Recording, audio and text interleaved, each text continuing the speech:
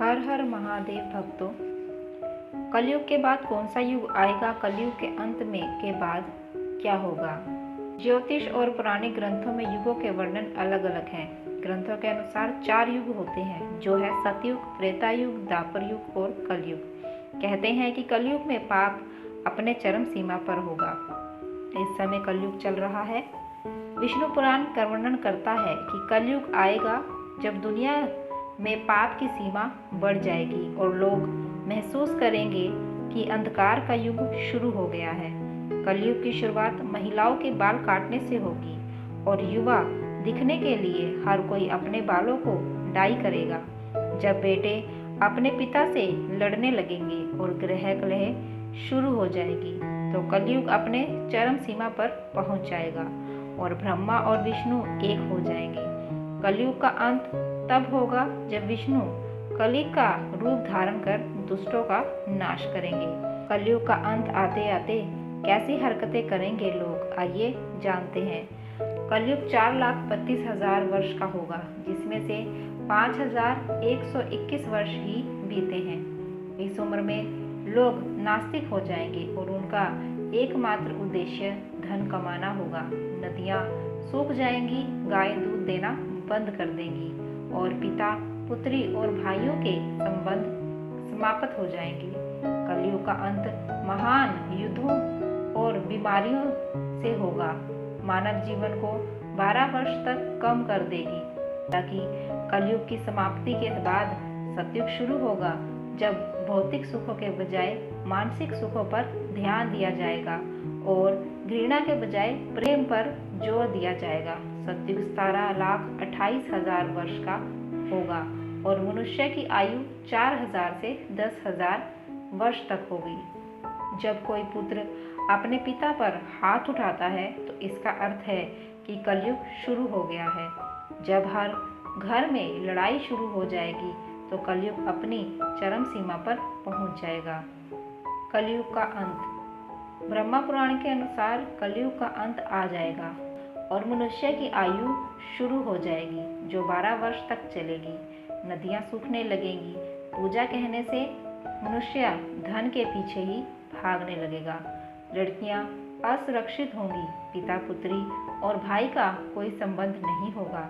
भाई अपने ही भाई के खून के प्यासे होंगे। जिनके पास पैसा है, वही इस युग के अंत तक शासन करेगा। भगवद गीता हमें सिखाती है कि परिवर्तन जरूरी है और यह सभी युगों के परिवर्तन का 20वां चक्र है। इसका अर्थ है कि यह युग पहले भी 22 बार आ चुका है। जैसे हमारी आत्मा मृत्यु के बाद शरीर को छोड़कर दूसरा रूप धारण कर लेती है, वैसे ही एक निश्चित अवधि के बाद युग बदल जाता है।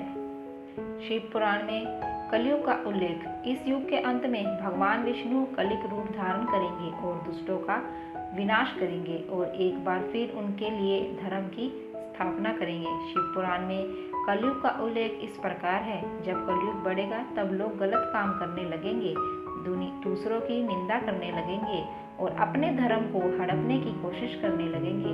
युग के अंत में मनुष्य नास्तिक बन जाएगा। लोगों को धोखा देना मनुष्य का पहला काम होगा। कलयुग के बाद कौन सा युग आएगा? कलयुग के बाद ऋषि मुनि फिर धरती पर अवतरित होंगे, लेकिन कलयुग की प्रधानता के सवाल पर शुरू से ही विचार किया जाएगा। भगवद गीता का दावा है कि परिवर्तन सृष्टि का एक अंतरिम नियम है। और दोस्तों, कलयुग के बाद कैसा होगा सतयुग? कलयुग की समाप्ति के बाद जो नया युग आएगा, वह सतयुग के नाम से जाना जाएगा। सतयुग 17 वर्ष 28,000 वर्ष का होगा और इस युग में मनुष्य की आयु 4,000 वर्ष से 10,000 वर्ष तक होगी। मनुष्य भौतिक सुखों के बजाय मानसिक सुखों पर जोर देंगे और प्रेम ही एकमात्र ऐसी चीज होगी जिसमें घृणा के लिए कोई स्थान नहीं होगा। मनुष्य का सर्वोच्च ज्ञान फिर से स्थापित हो जाएगा। सतयुग में लोग आध्यात्मिक और नैतिक मूल्यों पर केंद्रित एक सरल और संतुष्ट जीवन व्यतीत करेंगे। लालच और भौतिकवाद के लिए कोई जगह नहीं होगी और लोग प्रकृति के साथ समझदार से रहेंगे। लोग रोग और कष्ट उत्तम होंगे और जीवन प्रत्याशा कलयुग की तुलना में बहुत अधिक होगा। हिंदू पौराणिक कथाओं के अनुसार सतयुग के बाद त्रेता युग, द्वापर युग और फिर कलयुग होगा। यह चक्र दुनिया के अंत तक जारी रहेगा और फिर सृष्टि का एक नया चक्र शुरू होगा। सतयुग में मनुष्य उच्च नैतिक मूल्यों के साथ सदा जीवन व्यतीत करेगा और आध्यात्मिकता से गहराई से जुड़ा रहेगा। लोगों में ईश्वर को देखने की शक्ति होगी और ध्यान और आध्यात्मिक अभ्यासों के माध्यम से ईश्वर के साथ संवाद करने में सक्षम होगा। कोई हिंसा या संघर्ष नहीं होगा और हर कोई शांति से रहेगा। भक्तों, जैसे हमने जाना कि अभी कलयुग का आरंभ हुआ है, तो क्यों ना हम सभी मिलकर अपने धर्म का पालन करें, पूजा पाठ करें, लोगों से घृणा न करें, जितना हो सके सबकी मदद करें और अपने कर्मों को सुधार लें। अगर जानकारी अच्छी लगी हो तो लाइक करें, शेयर करें और हमारे चैनल ईश्वर ज्ञान को सब्सक्राइब करें। भगवान शिव सदैव आपके साथ हैं। हर हर महादेव।